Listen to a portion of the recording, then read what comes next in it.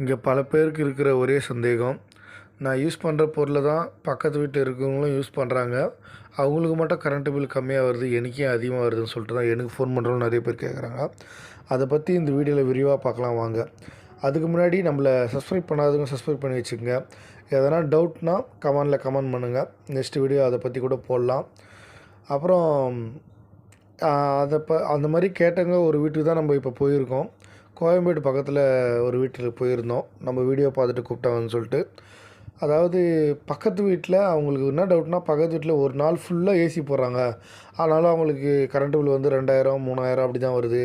ஆனால் நாங்கள் ஒரு 1 ஹவர் தான் போடுறோம், எங்களுக்கு 8000 அது போல் வருதுன்னு சொல்லிட்டு 8000 கிட்ட வருதுன்னு சொல்லிட்டு கேட்டிருந்தாங்க. நம்ம போய் செக் பண்ணி பார்த்ததில் அவங்க வீட்டில் இருக்கிற ஒவ்வொரு பொருளும் செக் பண்ணி பார்த்தோம். அப்புறம் ஒரு விண்டோ ஏசி ஒன்று வச்சுன்னு இருக்காங்களாம், அது சொல்லவே இல்லை.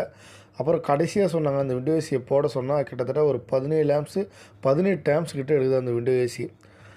அப்போ அது 1 ஹவர் போட்டாலே கிட்டத்தட்ட 5 யூனிட் இல்லைன்னா 4 யூனிட் எடுக்கும் 1 ஹவருக்கே. அப்போ அந்த விண்டோ ஏசி தான் ப்ராப்ளம்னு சொல்லிவிட்டு அந்த விண்டோ ஏசியை தயவு செஞ்சு போடாதீங்க, அதை மாற்றிட்டு ஃப்ளிட் ஏசி கூட வாங்கிக்கணும்னு சொல்லிட்டு வந்திருக்கேன்.